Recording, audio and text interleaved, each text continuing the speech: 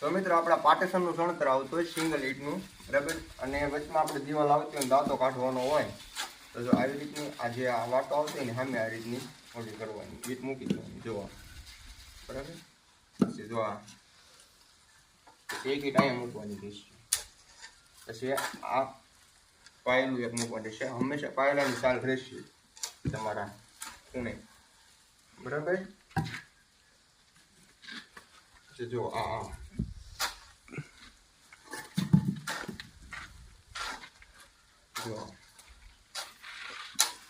જો આવી રીતના રહેશે. એટલે તમે લગભગ કોઈ દિવસ સણતર કામમાં ક્યાંય કોઈ પણ કામમાં કે તમે સણતર કામમાં પાછા પડશો નહીં.